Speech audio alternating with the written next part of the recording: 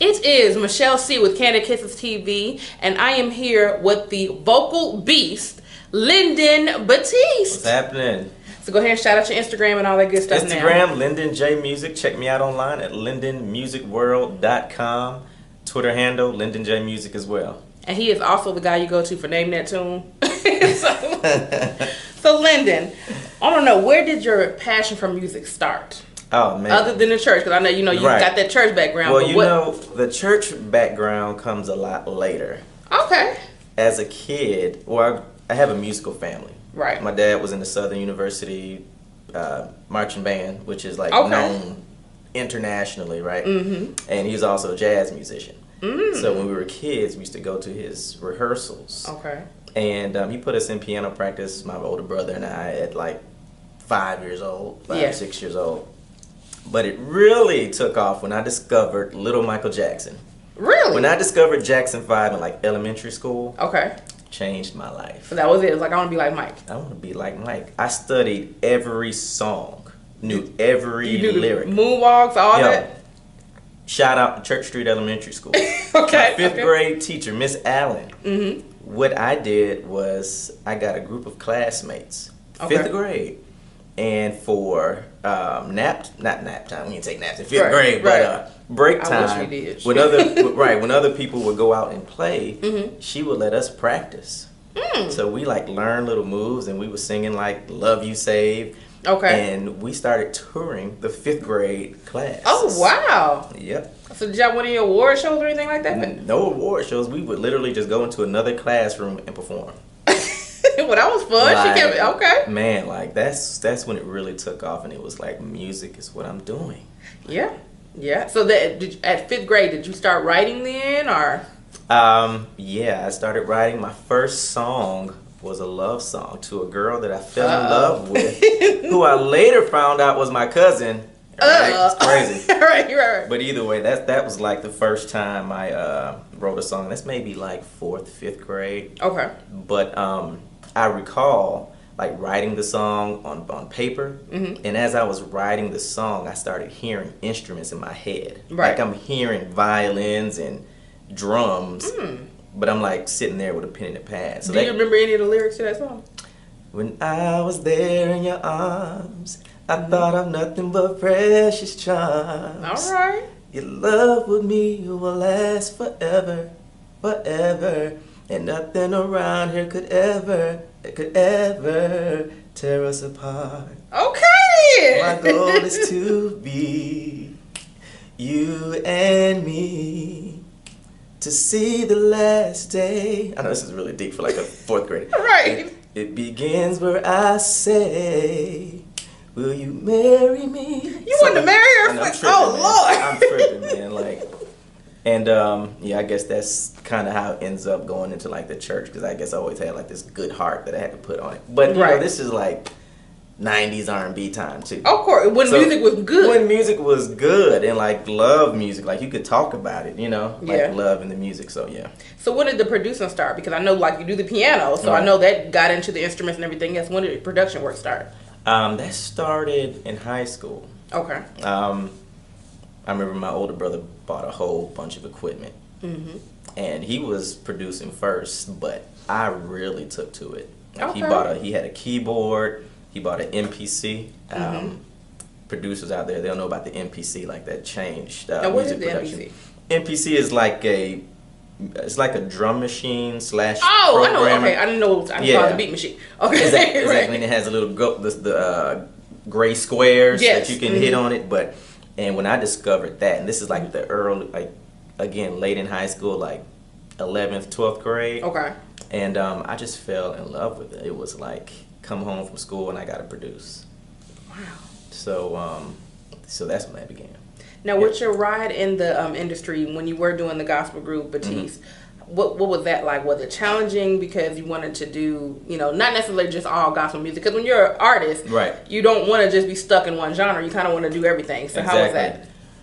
Well, it was difficult for me because my roots were mainstream. Okay. Like I didn't grow up in the church, right? Especially black church. I really didn't discover gospel music until like later in high school. Okay. Because I joined the gospel choir when I was in high school, and that's when I learned about Kirk and Fred Hammonds. Right. And, however, you know, my musical tastes, it's, you know, when you like come to church or you come to God, whatever you want to call it, like God doesn't like change your musical taste. Right. Like, he doesn't put a Hammond B3 organ in your soul. Now. It's like, right. No, I'm still hearing 808s. Right. I'm still hearing. So what do you think about the trap? What's it called? Trap gospel that he got going on. Yo, now? I love it. I like it too. Yo, I love it. Like I've always been a proponent of gospel music being more diverse. Okay. And because there's just so much talent there in the church, but so many people, including myself, felt like they were just fighting against traditionalism. Right. You know, and that's nothing against that. Like I understand the quartets, they love the quartets, they love the choirs. They love the people who can really shout and run up and down the scale. But there's a lot of people that like God is like touching and moving on, and they didn't come from that. Like they don't know that. Like I didn't study Kim Burrell. Right. Like I said, I studied young Michael Jackson. Donny Hathaway changed my life musically. Yes. And Maxwell, believe it or not. Really? Of all people? I mean, I love Maxwell too. I'm not gonna say I'm a huge fan, but I do love some of his music. But what about him? It was his falsetto. I never heard anybody with a falsetto like that. The control and the depth of his falsetto. I mean, if you think about his first album. What about Dream? Huh? You know this. You ain't gonna give Dream his part. He had a whole song called falsetto. You mean the Dream? Yeah. No. You mean the song Dream by the no the Barges? No. I'm talking about Dream in a falsetto. you ain't gonna give him his credit? Dope writer. Okay. Dope right, man. That's all he gonna get. No, Dream. Hey, man, writing is where it's at. Yeah. I'm gonna give him his props. Yeah. Everybody's not a vocalist like that. This is true. Like, yeah, I'm not gonna put him in a vocal challenge and back, so I'm just no. I'm not. Oh man. Well, speaking of that, who are the top 3 vocalists that are relevant today that you look up to and say, okay, they doing anything? Oh man. Today it's hard because music has changed. Like yes. Rappers have rappers have taken over singing. Like Drake really like messed up the R&B singer. Yeah. Like Drake is doing it though. Drake is doing his thing right now. Like I mean, I never thought of him as a singer, but that's pretty much what he's doing. But he like eliminated like the R&B singer, because then people started saying, "Oh, my rappers can sing now." This is true. And they all started singing, and like it almost became like if you can really sing, like you're like singing too good now. Yeah. Like you're relegated to like singers knowing who you are. Like I can name you some artists who I know are dope vocally. Okay. But they're not getting shine like that because it's just not in it right now. You know, the industry goes through these ebbs and flows. And right now, but to answer your question, you said the top 3 right now. That's a tough one, man. Vocally, man, that's a tough one. Okay, well, let's name one. There's this cat, I think it's Avery Wilson. Oh, Avery is the man. Listen, vocally is just Avery is the man. If I could ever, he's dope. Yeah, he's one of those. Like, he can sing the ABCs to me all day. He's one of those you just listen to and you're like, I'm going to change careers. But he makes you want to sit there and like literally mimic him. Like, okay, how you do that? Let me. Okay. No, he doesn't make me want to mimic. He make me want to do it. I'm not trying. I'm not even trying. Listen, like, dog, like I watch his little Instagram videos. I'll be trying to harmonize with him. I'm like, I'm gonna get that note. Right. So, shoot, I'm like, yo, him and like Kim Burrell, I'm good. Like that's y'all lame. Y'all. You know what? I think Avery can get Kim. He just might. Yeah. Like this. His range is dope, and his control. Oh yeah, that's what's killing it. Some people just. I mean, in the industry, everyone has a different gift and strength. Yeah. And his is definitely vocally. Oh yeah. But in terms of singers, for some reason, like women singers, like come to my mind, like Jasmine Sullivan. Of course. Even Brandy, like I love. Brandy. You know what? I've always loved Brandy, but I never like until she did that video. Did you see the YouTube video when she was singing in the bathroom?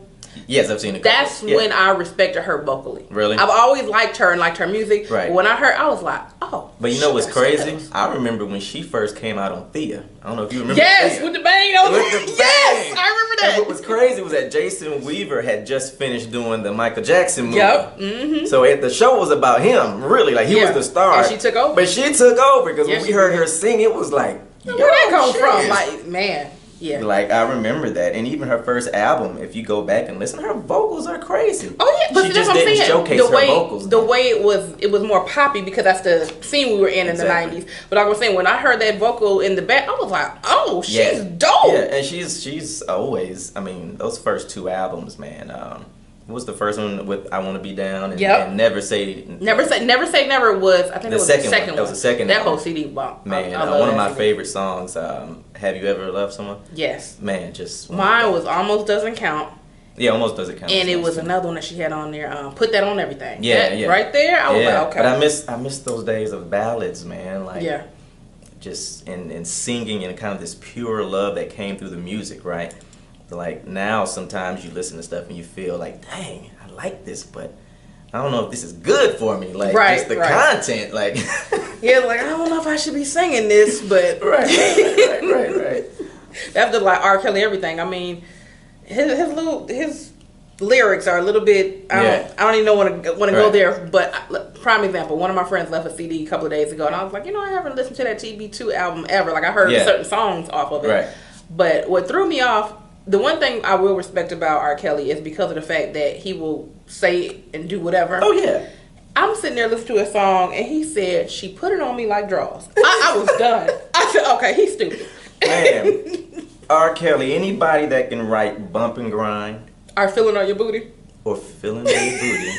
Right. And then come back and write I Believe I Can Fly. Oh, yes. And the world's And greatest. I Wish. And I Wish. And You Are Not Alone by Michael Jackson. Yes, that's the only song I can play on the piano. Really? That's the only one I know how to play. I mean, it's actually like musically, it's a simple song. That's the only reason I can play it. But musically, a lot of times your simpler songs are what take off. But R. Kelly is like one of the most talented people, in the industry that we've ever seen. But why does it seem like the most talented people are the craziest? Cause, come on now, like he done did some things. It takes that type of talent, tapping into that type of talent. I think it does require certain psychology, and sometimes, talented. Because he wasn't trapped in the closet for like 25 chapters. Like, how many chapters you gonna do, bro? Right. Exactly. I was like, Lord. Okay, so today this episode is actually on Monday. Okay. And this is Motivation Monday. So, with that being said, what motivates you to keep going in this industry with the way it is today? What is your motivation other than bills? Right. I think it's calling. Okay. Like, I think in your life, and I think everyone has this, not everyone knows it, but I think there's something that we're just hardwired to do. Right. Like, I don't care if you have a full-time job or a part-time job. There's something that is inside your soul that you have to do. That's how music is for me. Like, I have to do it. Okay. I don't care if I never, quote unquote, make it or reach a certain level of success. Like, it's in me so deep. Like, I wake up, I hear music. That's why I have so much fun doing karaoke. Yeah. Like, I go to a place when I do karaoke. Oh, yeah, we know. It's you funny. Get to a happy feet and everything. But I go to a place, like, I transform. Like, it's in my soul, man. And that's what keeps me going. Like, even if I wanted to stop, it would torment me. It would torment me. That's true. And that's it. Like, I gotta do it. Like, it's like God is, for me, God is like, this is you. I put this in you. You have to do it. You have to share it in some capacity. And of course, we all want it to be to the highest level that we can. Of course, yeah. Sometimes that takes longer. For some people, I personally think I'm a late bloomer. And as long as you bloom, though, that's as all that long matters. as you bloom. I'm telling you. But that's what drives me, man. It's like it's just that's what I have to do. I love singing. Yeah. When I go into the studio, man, and hearing sounds and just the creative process, like, that's better than a check. Like, that's better than paying my bills and feeling secure. Like, that feeling is better than comfort. Yeah. Like a lot of people don't understand it. Like music is my like. I love music. I'm not gonna say I want to be an entertainer to that level, but music literally sets the tone of my day every single day. Oh, like it's my theme song. It's just like, and the morning I'm like, what mood am I on? Let me see. Like literally, I can't start my day without music. Right. It doesn't make sense without it. I can't work in quiet. Like people like, Michelle, you be bumping here. I'm just like, yeah, because that's the way I keep going. If I'm sitting here in quiet, I'm gonna be like, okay, I'm ready to go. Right. So I was like that in college. Like I would write papers, and I would literally do papers to like Erykah Badu, or like India Ari. Right. And this, this is like 2000s early, like when neo soul was big, or Common's like Water for Chocolate. Like I'm doing papers. Like everyone else is like, I need quiet. Right. Like, me, no, I need music. That. Right. Like, I'm doing a research paper, and I'm hearing sounds, and it's helping me in my like academics. Like that's how hard. Because music inspires it. It sparks in me. In creative people, it sparks creativity. Exactly. Like it doesn't. I don't care if somebody is just singing like a little melody. That little melody can be like, and it makes me think of something else. Exactly. Exactly, and that's important because I believe as human beings we have different intelligences, right? Right. So, like creativity is a gift. It's an intelligence. Like for some people, they can look at numbers and numbers just make sense. Right. And the way our traditional schooling is set up, people who are more analytical are considered smart. They're the geniuses because they can score a certain way on the SAT. Creative minds don't necessarily work like that. Exactly. Like, I don't need to do that. I just want to get it done. Like, we hear stuff and we pull stuff out of the air and we put it together. Like you can't tell me that Stevie Wonder is not a genius. Of course. He might not be, a microbiologist, Einstein, formula mathematical equations. But if you listen to the songs in the key of life. Oh man. Okay. Favorite song off the album. Songs in the Key of Life? Ass. Okay. I thought you were going to say that, but you know what mine was? What? I don't know if it was in Key of Life, but because I got the whole, his whole greatest hits, Magic. If it's magic. That's the one. Oh man, that's one of mine too. And then he had another song he came out with. It was I don't know if it was his last CD, but it was more recent. I couldn't imagine love without you. And he was talking about music and his I was like, this man right here. Oh yeah, he can do no wrong. Stevie, and it's crazy. I was thinking about this the other day. One of the most important figures in American music history, world music history, has to be Berry Gordy. Yes. The fact that he gave us Marvin Gaye, Stevie, and Mike, like all came from this one institution. That's right. Like. He should be on the Mount Rushmore of music. Yeah. Like, he's one of the captains. And it's just that pimpin' has been pimpin'. Right. Pimpin' has been pimpin'. Yeah, you got like, you have to know talent. And that, man, he picked it out for us. Oh, yeah. I mean, he gave us, like, all-time legends. Like, legends. That's true. Now, I'm going to tell you about this vocal challenge we're going to do. Okay. Okay, so we're doing the vocal battle challenge. I'm going to give you some names, and you're going to say who you think would kill a person. Okay. Jasmine Sullivan or Kiki Wyatt? Oh my God, I forgot about Kiki. Kiki's hardcore. I'm gonna go with. I'm gonna go with Kiki on range. Okay. Like her range is stupid. You know what? I like Kiki, but I never knew there's certain shows. That's why there's reality TV. Everybody hating on it, but certain shows or whatever let you know they really got skills. Because when she got on R&B Divas, I knew she could sing. Right. But when she got on there, she was just like playing around and singing. I'm just like, right. She can go. Right. Oh yeah, she's for real. Like I mean, I've always liked her, but that when I saw her on that, and I think she was at a little round table, and they were just kind of going down the line, everybody singing. And I think the other lady, I can't think of her name, but the girl from not Grapevine. What's the name of that? Brownstone. Yeah, I know you're talking about. She was going to go next after Kiki. So Kiki did her little run and song, and she's like, "Are you next?" She was like, I was like, "I know that's right. I wouldn't be battling that." It's not even worth it. Why? All right, we're gonna go with Fantasia or Faith Evans. Ooh, that's a good one. Fantasia or Faith. You know what? Faith doesn't get a lot of credit for her vocals. Right. Like. Yeah, because she came out writing first, so they didn't really think about. I mean, she can sing. Right, and in the 90s, vocals weren't as big. Like, people didn't get on records and like really show their, their runs. And I'm still gonna go with Fantasia though. Okay. Fantasia got that church thing on it. Yeah. Like we love when you put that church thing on like R&B. Like we always, man, just like and the church like grooms, like the black church in particular, like grooms you for communicating. Like she knows how to like communicate a record. Right. Like I don't care. She could be singing. She makes you feel it in your soul whether you want it to or not. Oh yeah, like she takes you to a place. Like it's Fantasia is special. So I'm gonna give that one to Fantasia. All right. Anita Baker or Toni Braxton? Ooh, Anita. Okay. I would never go against Anita. Yeah. Are you gonna go to her tour? I want to. Yeah, because she's on tour now. Like, that's her last hurrah. I need to figure out how to get some tickets. Because the last time I saw her, it was when Monique had her show. And she was on the Monique show. And she was killing. And she sung my favorite song, Fairy Tale. I was like, oh, that's all I needed. That's all I needed. Right. I love Anita's tone. Like, she doesn't do a lot of runs or a lot of, it's not a lot of highs and lows. She stays in her pocket, but her tone is so unique. Like, I respect that too as a vocalist. Yeah. Like, some people can do the vocal acrobatics, but then some people just have a uniqueness that sticks out that you have to respect. Oh, yeah. And Anita is one of those. Another person like that is Gladys Knight. I love her tone. Like, she's cool, but there's nothing about Gladys that makes me say, oh, wow. For me, it's that husky, kind of raspy about her voice. Like, it just sticks out. Like, if you really want to hear her at her best, hear her vocals on That's What Friends Are For. When she hits that, I remember that song. Yeah. Oh my gosh, it's she. I don't know. That's just like with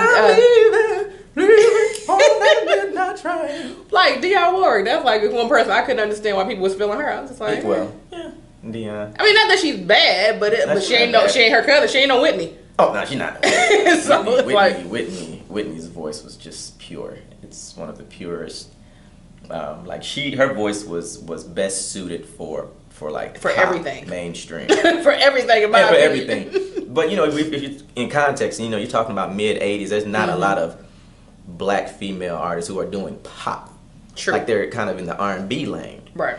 And the fact that she was able to sell R&B and become this huge crossover artist, I think speaks to the texture of her voice. Because that whole I Want to Dance with Somebody album, I can run that all day long. I shoot, So Emotional, everything on that album. Oh yeah, she had everybody wanting to sing like her, black, white. Because sometimes, be honest, black vocalists can be intimidating. You were saying that like the gospel artists have, the better vocal range, so it's almost not fair that they're in the game.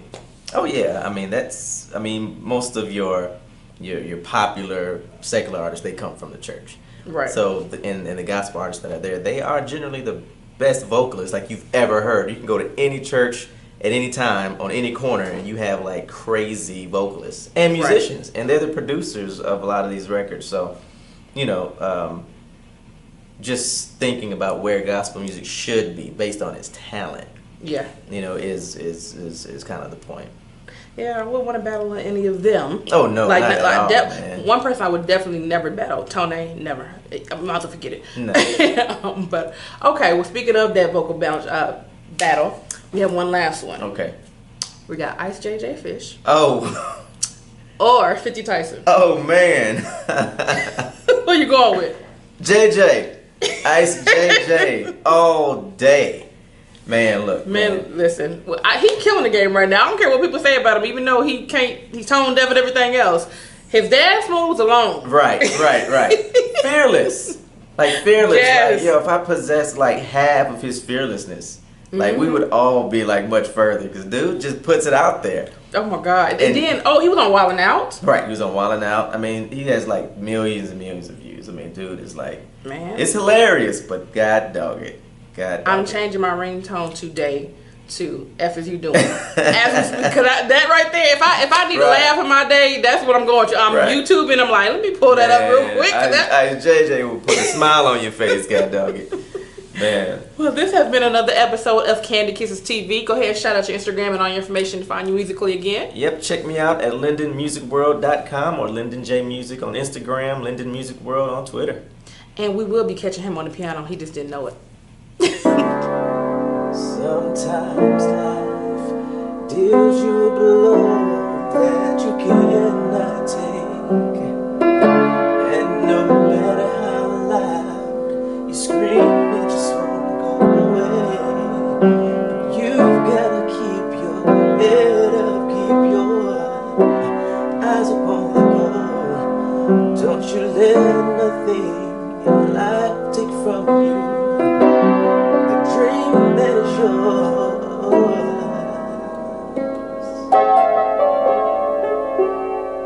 Woo. It's up there. It's up there. Though sometimes I feel like crying, though sometimes I feel like dying, I believe that I'm gonna see another day.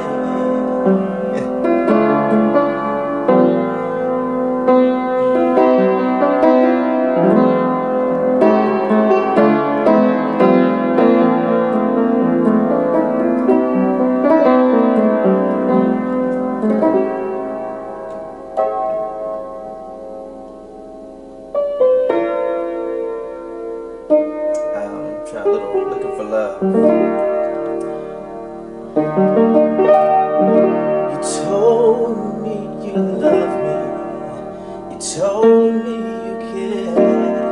You told me that you'd always be right there. You said we were one, and you said we were cool. You said I'm the best thing that happened to you. So now I'm lost because you're gone. I can't find my way back home. So I need this love from you. And they can't stop me 'cause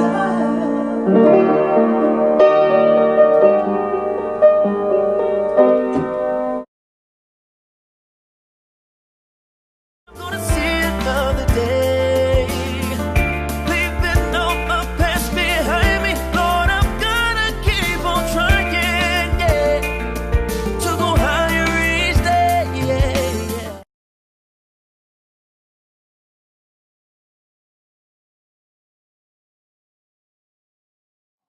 Kandid Kisses TV is sponsored by Kissable Lips Cosmetics.